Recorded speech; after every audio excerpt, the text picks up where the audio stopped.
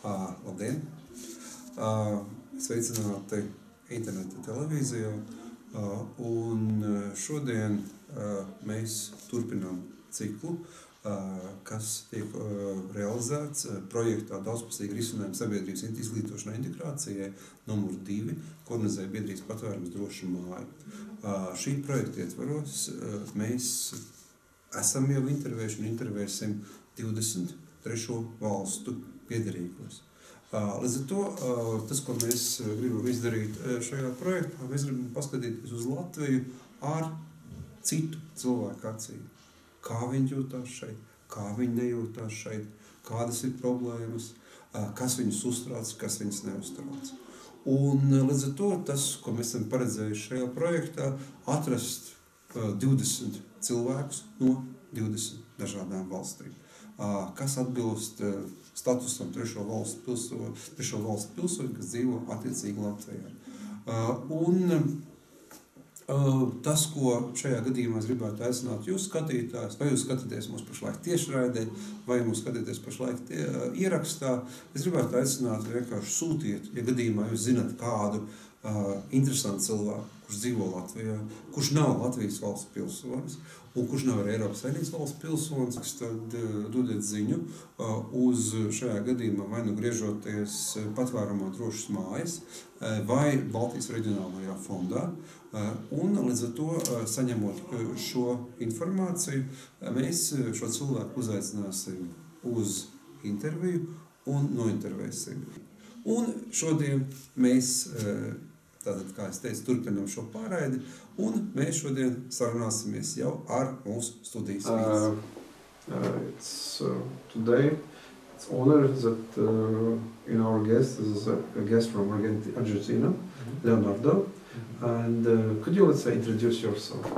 Yes, well, my name is Leonardo. I come from Argentina. I'm in Latvia for 7 months. I'm researching here at the University of Latvia. I'm doing my dissertation topic in the University of Buenos Aires in Argentina. And I took Latvia as a case of study. That's why I came here and I'm doing a research stay here at the University of Latvia.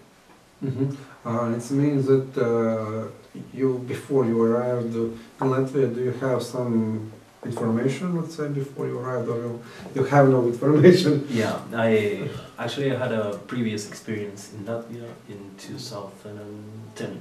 I stayed here for 5 months due to some personal issues, and I was working here, not in the academic field. I was teaching languages in a private institute.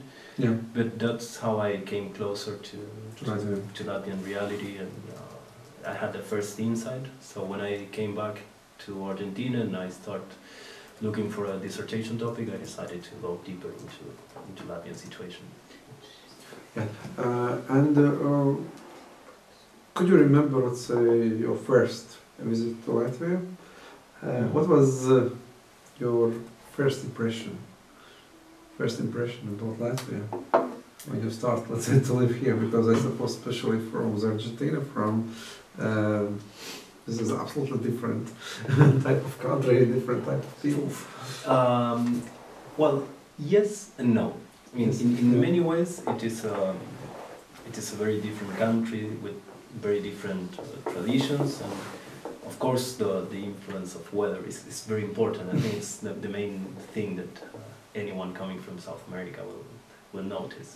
Yeah. But at the same time, I think that there are some issues that connect this region with many Latin American countries. I think that during the last 2 decades they had a similar evolution in some specific fields, and they applied very similar policies and they went through similar processes. So even when the context is very different and the layout is very different, I almost immediately found some connecting issues with the reality in many South American countries. For example, one interesting thing is that how society is structured is very similar to the reality of many South American countries. And, I think that Latvia will tend to converge to the European or developed European model, but at least when I came here for the first time, many things were similar. It's possible to say. And also, if you could remember, let's say, your first time visit here, could you, let's say, mention, let's say, 3 things which surprise you in the positive way?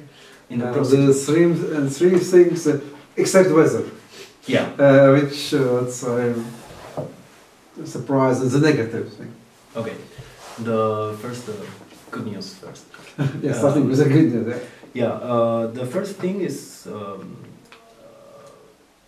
solidarity of people. I found very helpful and attentive people, and they were some friends of mine, but they were really attentive and helpful and kind, and that was something that was a wonderful surprise. Yeah. In the second place, I would say the human capital. I think that people is very well educated compared to many other countries, and they speak at least 2 or 3 languages, and they have a very strong cultural and educational background. I think that's something very, very valuable. And the third thing, it's very personal, but I think it's very interesting and very likable, the ties, the links that Latvian society has with nature and with some traditions coming from the old times, and how they like to spend and respect nature. I think that's something very valuable and interesting that I enjoyed very much. About the things that I didn't like. Yeah, except weather. Yeah, except I didn't dislike it actually. The first thing is that sometimes I felt people quite cold and distant. Yeah. Even when I found very open and helpful people, at the same time I found very distant and not. I think they are shy, but at the same time, in this shyness, sometimes they are a bit rude, because even when they see that maybe you need something, they will not come to offer help. That's something that in the beginning was a bit shocking. But, I mean, from my background, I'm used to people who will offer help to all. So that was the first thing. The second thing, and I know this is a harsh topic, but I think that sometimes, I will not say Latvians, but because it's a very general population, but or very general concept, but many people I met have like a very strong stereotype about themselves and other nationalities. And could you explain a little bit? Yeah. Because you are very diplomatical, let's say. No, but for example, it's interesting that they have a very strong negative stereotype in many cases about how Russians are, and of course not all of them are like that. There are good people and bad people, like in any other in any other nationality. Or how South Americans are, or for example about... what about South American? What is our stereotype? Well, most of them think that, for example, in my case, when I usually start speaking to someone, they think that I am a sexual tourist or something like that. Oh yes, you're this crazy guy, yes, I understand. I am this kind of cheerful, crazy, guy, and that's a bit... harsh sometimes. That, I feel that people are very distant or very, sometimes even rude, because they think that I'm a sexual tourist, and that's it, which clearly is not my case, because I'm teaching at the university and I'm living here. Yeah. But that's something, you know, they have these very strong stereotypes. And sometimes it's very hard to go over them. Yeah. It's, the same with, as I said, the same with Russians, for example. We actually were discussing that today. And the second, the third thing.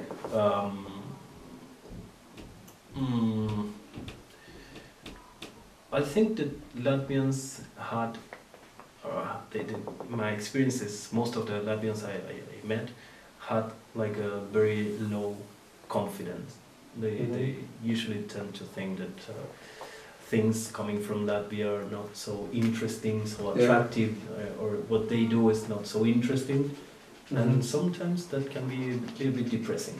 You're speaking to someone who says, this is from Latvia. But I suppose this is a difference between the generation, because I suppose if you're speaking with a confidence, this is a more related, what is my personal feeling, that is more, it's like my generation, it's the older generation, not the young generation. Or you think that this is also, let's say... No, I see that also young generation. Also young generation. I'm teaching master and bachelor students, and many of them have this perception.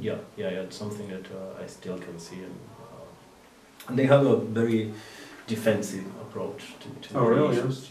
It's something that they are many times prepared to be in a defensive attitude instead of trying to be a bit more open to discussion, and that's something that this defensive attitude sometimes it's pushed away some people because it's a bit annoying, I can say. So I think those are the three things. And could you tell about your everyday life here? Is it easy? Is it not easy? To organize your everyday life here. What you're doing after the job? I have a strange schedule. So really? I usually go to work at noon and stay until 9 or something. So when normal people are on the street, I usually do my work. But one very difficult thing is that if you are a foreigner and you come to Latvia, you have to manage at least 2 languages. That's a handicap. Even when many people are very helpful and they speak English and they will try to help you, you have to manage in the everyday life with Latvian and with Russian, even when, of course, it's not an official language, but many daily things should be done in Russian. So that's in the beginning, it's something that and this has a very special dynamic that it's very hard to understand if you are not here. I mean, this relationship between Russians and Latvians, or Latvians and non-Latvians, and it's something that takes time to understand and to see how it works. And in the beginning, that was something difficult to understand how these things work. After some months and some friends explaining how it is, I kind of become used to that. But for example, a few days ago, a friend of mine came to visit me. He's from Argentina, and it was also very shocking for him. And I saw myself reflected on him, this first approach to see how it works and how some topics are very sensitive and how people can react in a very defensive way. And that's something that in the beginning it's complicated. It's really complicated. Nowadays, I think I understand this dynamic. I can manage at least some easy situation in both languages, which I am learning my way. You speak, let's say, Latvian and Russian? I'm learning both of them. For example, one difficult thing about Latvian is that most of Latvian teachers know how to teach Latvian to Russian speakers. And it's very hard if you're not a Russian speaker to understand a few Latvian grammar issues. So yes, I'm trying to learn both of them. And I think it's I'm learning Russian because I think it's interesting and useful, and I'm learning Latvian because I think it's my obligation to speak Latvian, or at least to understand Latvian if I'm living here. Okay. Yes, and but also the question you just mentioned, that it's very hard to be here in Latvia if you don't know, let's say, Latvian and Russian language. But could you imagine, let's say, there are other people, for instance, from Argentina, who don't speak English and who don't speak Latvian and Russian? Is it possible to survive here? I think it would be very difficult. I think if you don't speak English, Latvian, or, well, being honest, if you don't speak English, Latvian or Russian, I think it's not very easy that you will come to Latvia. Or you will come with a touristic group and you will just do some touristic tour. But I think that if you decide to come to an exotic destination, for us, you might have at least background in English, and you have to have a little idea of how it is, because otherwise it would be very difficult to survive. But with English language, is it possible to survive here? Yeah.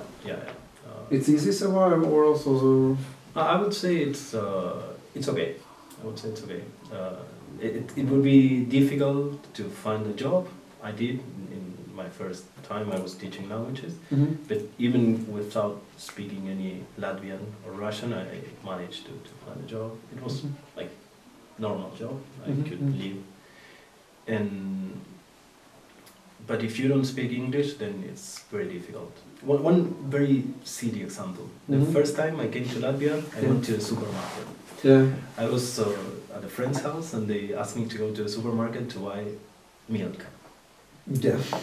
So I got into the supermarket, I saw the fridge where milk was supposed to be, and I found 10 different products which were like milk, but they were not milk, and I had no idea which one was milk. And they had very strange names like kefir, spiels, and it was very hard to connect that with whatever I knew before.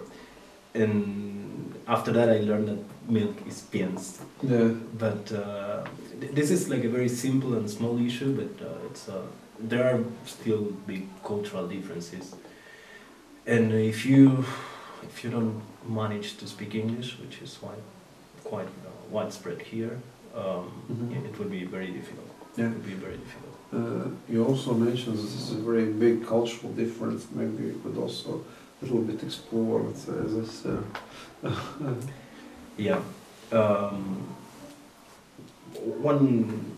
One thing that comes to my mind is in South America we all have an opinion about almost everything, and we consider that it's polite to express your opinion. Actually, if you don't express your opinion, people may think that you are hiding something.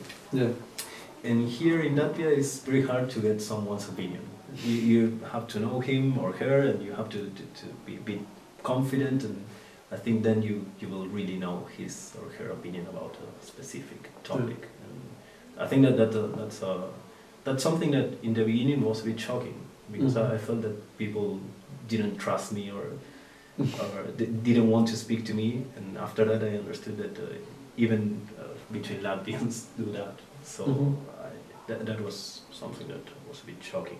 I mean, it took some time to get used to that. And I don't know, there are some other things that are different, but I know drinking culture is completely different. Yes, what you are drinking, what we are drinking. Or you're not drinking, let's say. Yeah, I drink. Piens. No. Alcoholic beverage. But for us, this is a kind of a stereotype. For us, a drunk person is a funny person. Someone who could be funny, and we will just make fun of him or her, and that will be fine. And here I think it's something a bit more dramatic, and I think it has a different conceptualization. I think it has different meaning, and that's something that in the beginning I didn't know how to deal with that. And actually it was, this is a confession, but in the beginning I found that many drunk people wanted to fight with me only because I was looking different.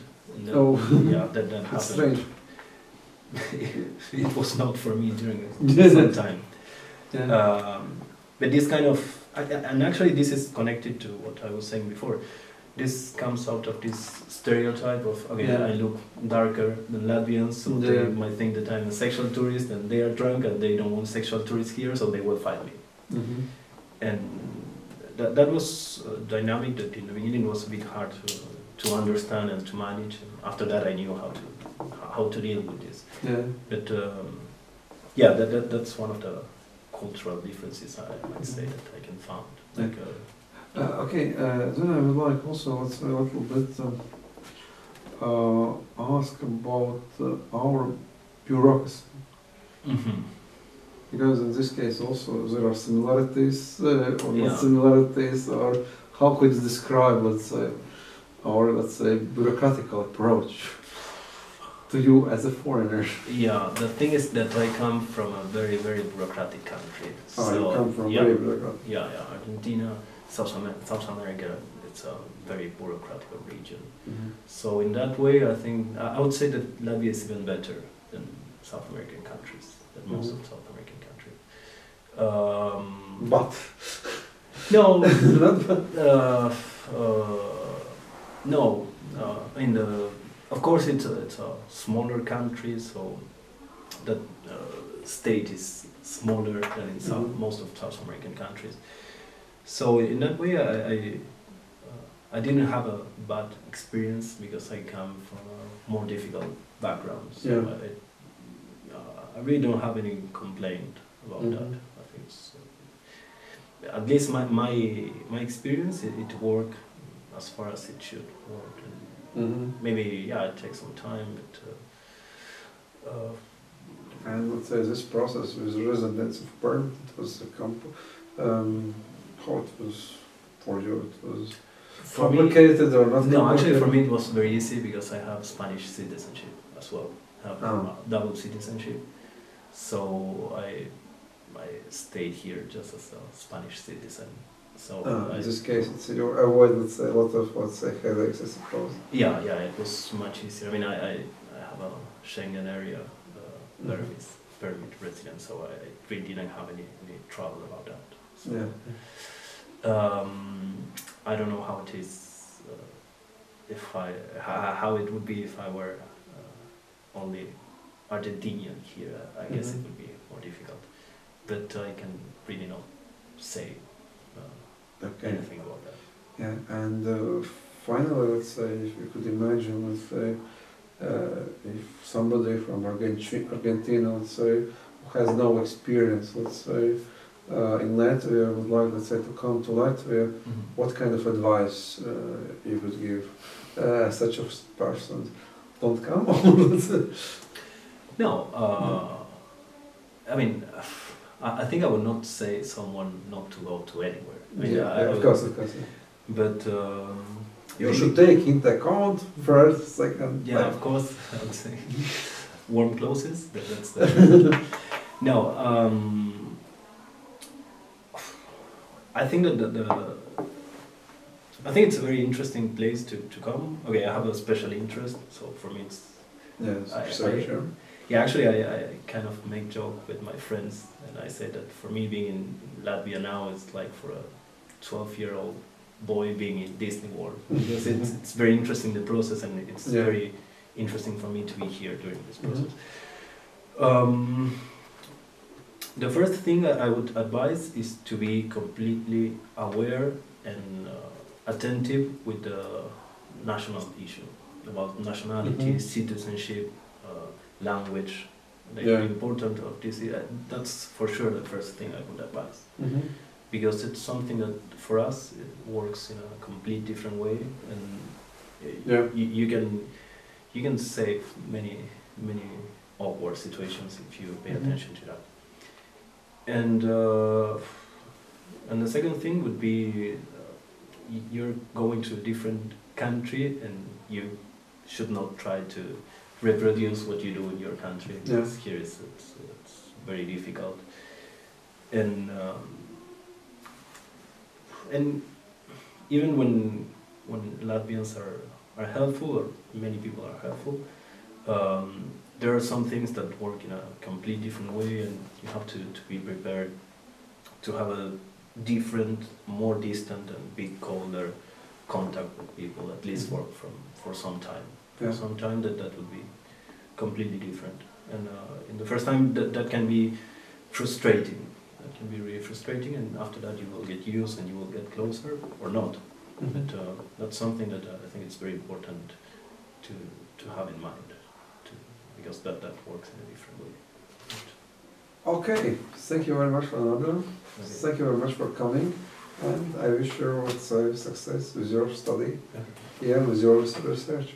Thanks for the invitation. It was my pleasure. Okay, my pleasure. Thank you.